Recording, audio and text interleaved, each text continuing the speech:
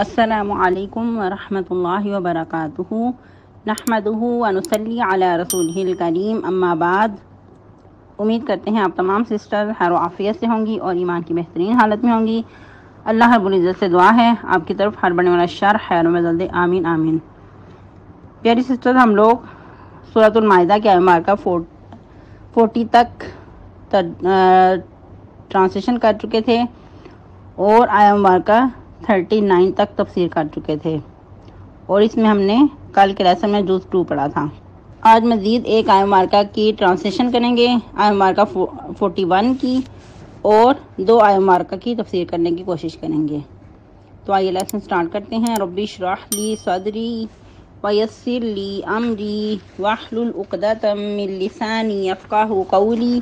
اللہم بارک لنا فی اوقاتنا اللہم فقہنا فی الدین اللہم انی اسألک الہدی والتقی والعفاف والغنی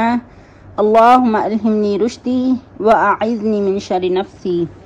اعوذ باللہ من الشیطان الرجیم یا ایہا الرسول لا يحزنک الذین یسارعون فی الکفر من الذین قالوا آمنا بافواہہم ولم تؤمن قلوبهم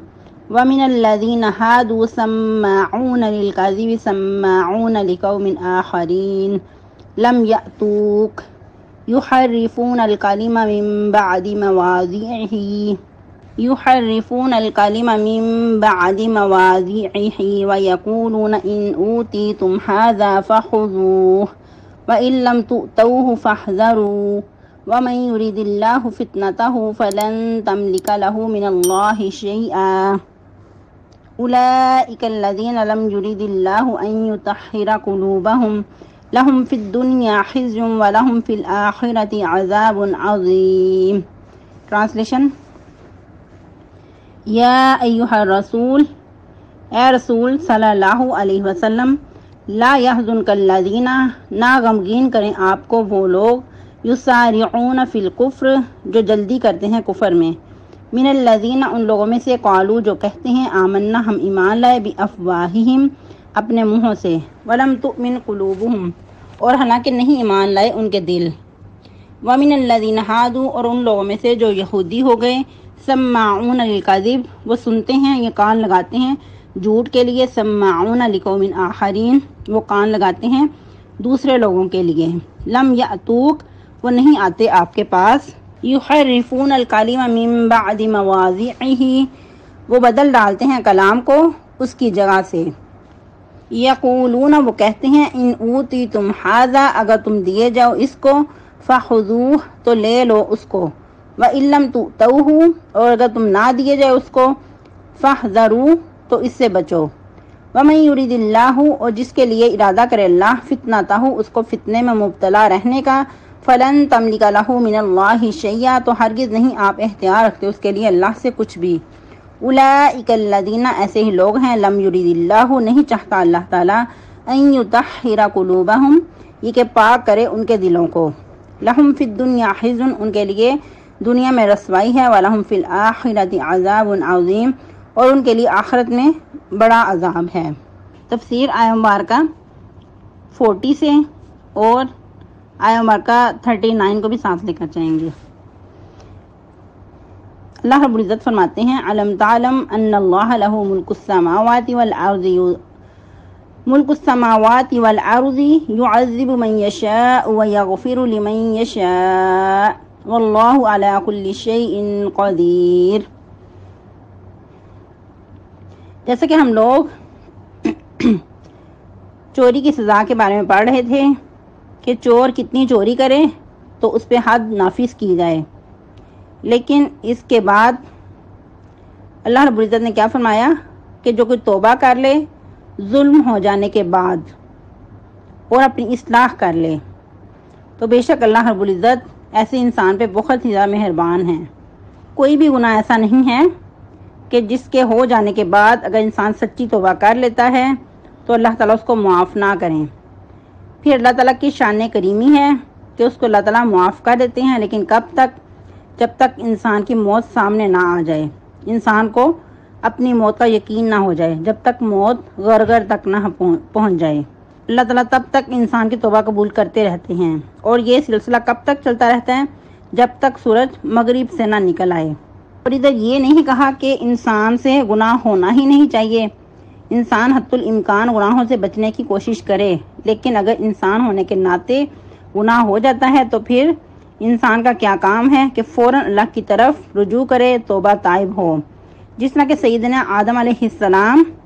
ہم انہی کی اولاد ہیں، ان سے بھی گناہ ہوا، ان سے غلطی ہو گئی،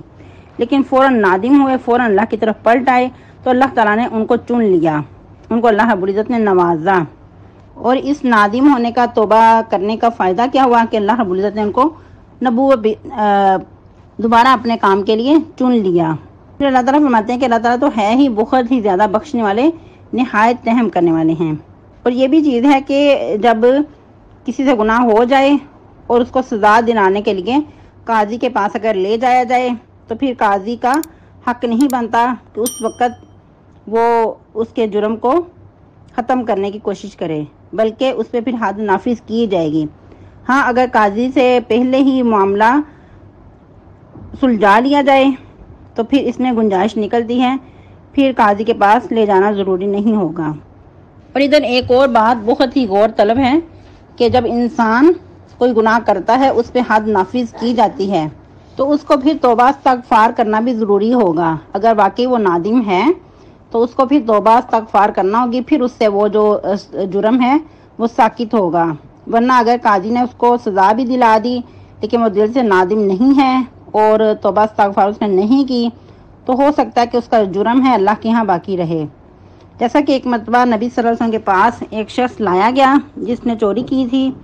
تو اس کے بارے میں حد نافذ کرنے کا حکم دیا گیا، اس پہ حد نافذ کی گئی اور پھر اس کو داغا گیا۔ کیونکہ پہلے کیا ہوتا تھا کہ جب ہاتھ کاٹا جاتا تھا تو پھر ظاہری بات ہے بہت زیادہ بلڈ نکلتا ہے،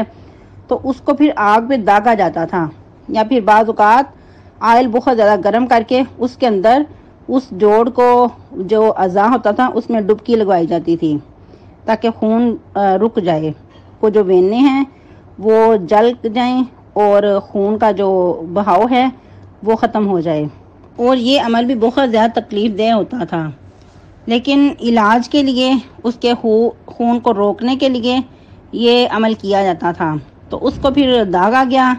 پھر اس وقت نبی صلی اللہ علیہ وسلم کے پاس جب وہ شخص آیا، آپ صلی اللہ علیہ وسلم نے اس کو کہا کہ توبہ استغفار کرو، تو اس نے پھر توبہ استغفار کی، تو پھر آپ صلی اللہ علیہ وسلم نے اس کے لیے دعا بھی کی کہ اللہ تیری توبہ قبول کرے۔ تو یہ ایک لیڈر کی بہت زیادہ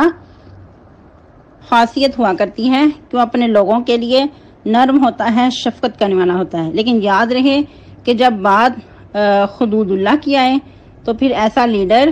جو بہت شفقت کرنے والا ہے اپنی عوام پہ، اپنے لوگوں پہ، تو اس کو حد بھی جاری کرنا ضروری ہوگا۔ پھر اس وقت وہ اس کا حد جاری کرنا ظلم نہیں کہلائے گا۔ اسی طرح درجہ بدرجہ اگر کوئی استاد اپنے اسٹوڈنٹ کو کوئی کسی جرم پہ سزا دیتا ہے، اس کو ڈانٹ ڈپٹ کرتا ہے، تو اس کا یہ عمل اس کو پھر ظلم نہیں کہا جائے گا، بلکہ اس وقت وہ ضرورت تھی اس کو سزا دینا۔ نیکسٹ اللہ رب العزت فرما رہے ہیں الم تعلم ان اللہ لہ ملک السماوات والارض، کیا تم نہیں دیکھتے بے شک اللہ ہی کے لیے بادشاہت آسمانوں کی بھی اور زمین کی بھی۔ یعنی کہ اللہ تعالیٰ نے اگر یہ چوری پہ سزا مقرر کی ہے، حد جاری کرنے کا فیصلہ کیا ہے، تو یہ اللہ تعالیٰ کی شان کے لائق ہے، جیسا چاہے وہ فیصلہ کرے، کیونکہ تمام کی تمام جو سلطنت ہے، بادشاہت ہے، چاہے وہ آسمانوں کی ہے، زمین کی ہے، اللہ کے اختیار میں ہے۔ اور پھر اس کے علاوہ یعذب من یشاء ویغفر لمن یشاء، وہ جسے چاہے عذاب دے اور جسے چاہے وہ بخش دے۔ جس طرح کہ سیدنا عیسیٰ علیہ السلام بھی قیامت کے دن کیا فرمائیں گے کہ اللہ یہ تیرے بندے ہیں، اگر تو ان کو بخش دے تو تو اس بات پہ قادر ہے، اگر تو ان کو عذاب دے تو یہ تیرے ہی بندے ہیں۔ پھر اللہ تعالیٰ فرما رہے ہیں کہ اللہ تعالیٰ ہر چیز پر قادر ہے، واللہ علی کل شیء قدیر، کہ جان رکھو اللہ تعالیٰ تو ہر چیز پر قادر ہیں۔ اللہ تعالیٰ عذاب دینے پہ بھی قادر ہیں، اللہ تعالیٰ معاف کرنے پہ بھی قادر ہیں۔ یہ اللہ تعالیٰ کا اپنا فیصلہ ہے، وہ جو چاہے کرے۔ بہت بڑی کبریائی کا مالک ہے، اللہ کے ہاتھ میں ہیں تمام فیصلے۔ پھر نیکسٹ اللہ رب العزت اپنے پیارے پیغمبر محمد رسول اللہ صلی اللہ علیہ وسلم کو تسلی دے رہے ہیں کہ اے رسول یا ایھا الرسول لا يحزنک الذین یسارعون فی الکفر من الذین قالوا آمنا بافواہہم ولم تؤمن قلوبہم، کہ اے رسول صلی اللہ علیہ وسلم آپ کو وہ لوگ جو کفر میں جلدی کرتے ہیں، کفر میں دوڑ دھوپ کرتے ہیں، وہ آپ کو غمگین نہ کریں، ان لوگوں میں سے جو کہتے ہیں اپنے منہوں سے کہ ہم ایمان لائے، لیکن ان کے دل اس بات کو ماننے کو تیار نہیں ہیں، ان کے یہ دل ایمان نہیں لاتے۔ جیسا کہ جب آپ صلی اللہ علیہ وسلم مکہ میں تھے تو آپ صلی اللہ علیہ وسلم کو مشرکین مکہ سے سامنا تھا تکالیف کا، لیکن جب آپ صلی اللہ علیہ وسلم مدینہ میں تشریف لائے تو اس وقت مدینہ میں یہود اور مشرکین اور منافقین آباد تھے، تو یہ لوگ آپ صلی اللہ علیہ وسلم کو طرح طرح سے تکالیفیں دیتے، طرح طرح سے ستاتے، روز روز کا ان کا معمول تھا۔ تو یہ انداز آپ قرآن کے بارہا مقامات پہ دیکھیں گے کہ اللہ رب العزت اپنے نبی صلی اللہ علیہ وسلم کو ساتھ ساتھ تسلیاں دے رہے ہیں، ان کی حوصلہ افزائی کر رہے ہیں کہ یہ جو کچھ کر رہے ہیں آپ ان کے بارے میں پریشان نہ ہوں، آپ اس پہ صدمہ کر کے غمگین ہو کر اپنا مشن نہ چھوڑ دیں، بلکہ آپ اپنے مشن پہ گامزن رہیں۔ ان لوگوں کا کام ہے وہ جو کرتے ہیں ان کو کرنے دیں، ان لوگوں کا یہ ستانا، آپ لوگوں کو تکالیف دینا یا آپ کے کاموں میں رہنا اندازی کرنا آپ پہ اثر انداز نہ ہو۔ تو ادھر جو بات ہو رہی ہے وہ منافقین کی بات ہو رہی ہے، کیونکہ منافقین کا کام ہے کہ وہ اوپر سے تو کہتے ہیں، منہ سے تو کہتے ہیں کہ ہم ایمان لے آئے ہیں، لیکن دل سے وہ مومن نہیں ہوتے۔ مزید دوسری کیٹیگری وَمِنَ الَّذِينَ هَادُوا، اور وہ لوگ جو یہودی ہو گئے،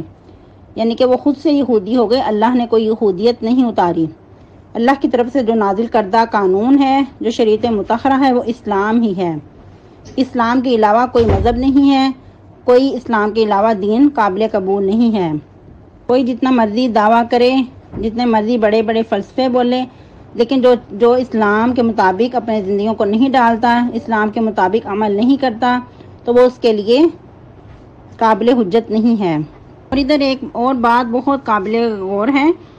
کہ جو مشرکین مکہ تھے ان کو بھی جا بجا موقع ملتا رہتا تھا، ان کے ساتھ مل جاتے تھے مدینہ والوں کے ساتھ، اور آپ صلی اللہ علیہ وسلم کے بارے میں طرح طرح سے سازشیں کھیلتے رہتے تھے۔ اللہ رب العزت کیا فرما رہے ہیں کہ وہ لوگ جو یہودی بن بیٹھے، جو خود ہی یہودی ہو گئے، وہ کیا کرتے ہیں؟ سماعون للکذب، وہ کان لگاتے ہیں جھوٹ کے لیے، سماعون لقوم آخرین، وہ کان لگاتے ہیں دوسرے لوگوں کے لیے، یعنی کہ دوسرے لوگوں کے لیے یہ جاسوسی کرتے ہیں،